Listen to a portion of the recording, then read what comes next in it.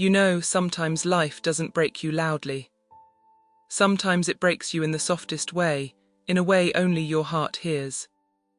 And the day I walked into my own bedroom, the room I decorated with my own hands, the room where I dreamed, prayed, cried, laughed, and saw my husband with my best friend. Something inside me shattered quietly. It wasn't a scream kind of pain. It was a silent earthquake, the type that shakes the ground under your feet but leaves you standing, wondering why everything feels different even though nothing looks destroyed. This is the story of that day. The day everything I believed about love, loyalty, friendship and marriage changed. The day I learned that sometimes heartbreak doesn't come from strangers, it comes from the people who promise to protect you from it. So sit with me. Let me tell you what happened. Because it changed the rest of my life. I still remember that morning so clearly. The sunlight had just begun pouring through the kitchen window, warm and soft, touching every corner of the house like it wanted to hug me. I was making pancakes, the blueberry ones my husband Daniel loved so much. I had even sprinkled some sugar on top, just the way he liked. He left early that morning, saying he had a meeting. Something in his voice felt off, but I pushed that thought away, the way wives often do when they're trying to save the little piece they still have left. Meanwhile, my best friend, or the woman I thought was my best friend, Andrea, had texted me the night before telling me she wasn't feeling well. I had told her to rest, that I would come check on her later. She didn't reply. I figured she was sleeping. Funny how women can sense storms before they arrive, even when we pretend we don't. I finished the pancakes, placed them on the counter, and suddenly felt this strange urge to go back home. I had stepped out to drop off something at my sister's house, but something deep inside me whispered, "Go home." I didn't know why.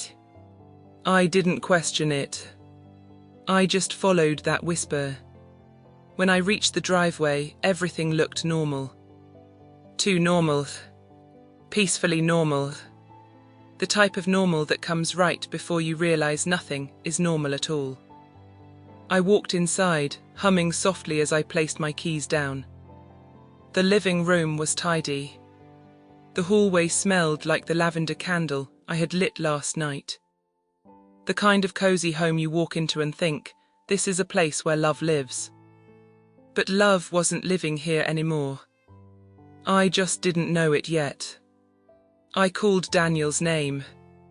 He didn't answer. I called again. Still nothing. But then I heard something. Something small. A sound so subtle that I almost missed it. A quiet thump. A soft laugh. The kind of laugh people make when they think they're being careful. For a moment my heart stumbled. But I still didn't think the unthinkable. Not yet. I walked toward our bedroom, our shared space, our safe place. And the moment I turned the doorknob, my world broke into 1,000 tiny pieces. There they were, Daniel and Andrea, on my bed. My bed. Time slowed down. My breath stopped halfway inside my chest. The room felt heavy, like the air was trying to suffocate me before the pain did. Andrea froze. Daniel jumped off the bed like a child caught stealing cookies. And I just stood there. I didn't scream. I didn't run. I didn't collapse. I just felt this deep, cold silence inside me. The kind you feel before you cry, before you fall, before you tell the truth to yourself. Andrea covered herself with the bedsheet, her eyes wide, filled with guilt and shame and fear. All the emotions people feel when their mask finally falls off. Daniel started stuttering. "It's not what it looks like. That sentence. That stupid sentence. Men always say it when they have nothing else left to say." "Oh," I whispered, "then what is it?" For a moment no one spoke. Only the sound of my heartbeat, slow, heavy, devastated, filled the room. Andrea finally whispered, "I'm so sorry." Her voice cut through me like a cold knife.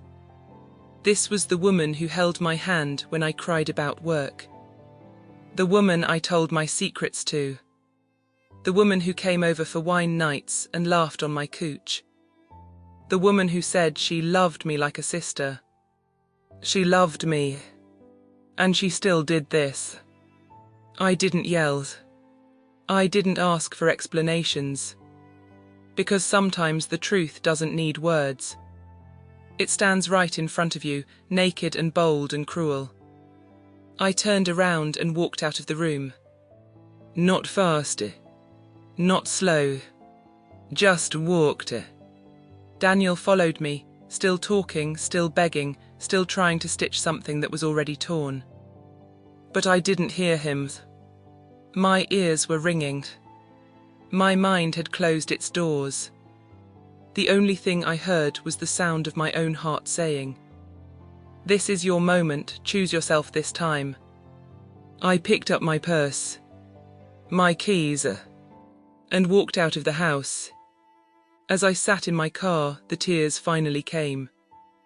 Not soft tears, but the kind that come from deep places, the places where betrayal settles and starts poisoning everything. I cried until I couldn't breathe, until my chest ached, until my soul felt bruised. When I finally wiped my face, I whispered to myself, I didn't deserve this. And for the first time, I believed it. I drove to my sister's house. She opened the door, took one look at my face, and pulled me into her arms. Not a word. Not a question. Just love. And that's what saved me. The next few days were a blur. I barely ate. I barely slept. I replayed that moment over and over, thinking maybe if I replayed it enough times, it would hurt less. But pain doesn't work like that. It stays. It settles. It makes a home inside you. One evening, my sister sat beside me and said softly, "You can either let this pain destroy you or rebuild you." I closed my eyes. Her words sank in, deep, and slowly I decided I would rebuild. Not for Daniel. Not for Andrea. Not for anyone. For me. Healing didn't come fast. It didn't come easy. Some days I woke up strong. Other days I felt like a broken version of myself. But every day I made a small promise. I will not go back. I started therapy. I started journaling. I started walking in the park every morning. I started talking to God again. Talking to myself again. Listening to the voice inside me that I had ignored for years. And that voice kept saying, "You deserved better long before that day." Healing is not always loud. Sometimes it looks like making your own breakfast, taking your own walk, sleeping through the night without crying. I was rebuilding quietly, but powerfully. 1 month later, Daniel asked to meet.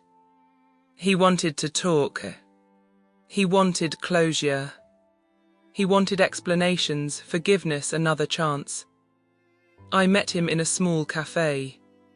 He looked smaller, weaker, guilty. He tried to apologize. He tried to hold my hand, but I kept mine folded. He said, "Please come back home." I shook my head. I can't go back to the place where my heart died. He cried. He begged. He promised he would change. And for the first time, I didn't believe him. I didn't want to believe him. Because I finally realized, healing doesn't mean going back to what broke you. Healing means walking away, even when it still hurts. I stood up, took a deep breath, and said the 4 words that saved me. I'm choosing myself now. And then I walked away. Not from the cafe, not from Daniel, but from the life I no longer wanted. Months passed. Slowly, beautifully, painfully. I found myself again.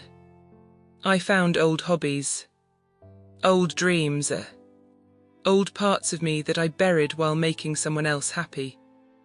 I painted again. I cooked for myself. I danced in my living room. I traveled alone. I learned how to love my own company. One day I woke up, and the pain wasn't the first thing I felt. Peace was, and that's when I knew. I survived. I didn't just survive. I grew. Stronger, softer, wiser, more me. And if you've ever had your heart broken like I did, if you've ever trusted the wrong person, if you've ever had to rebuild yourself from the ground up, come sit with me. Because this house, this little place right here, this channel, this story, it's for you. If my story touched your heart, if you felt even a little less alone reading this, don't forget to subscribe, like and share. Somebody out there needs to hear this too. And remember, baby, you can be broken, but you can rise. You can be hurt, but you can heal. You can lose everything, and still find yourself again. I did, and you will too.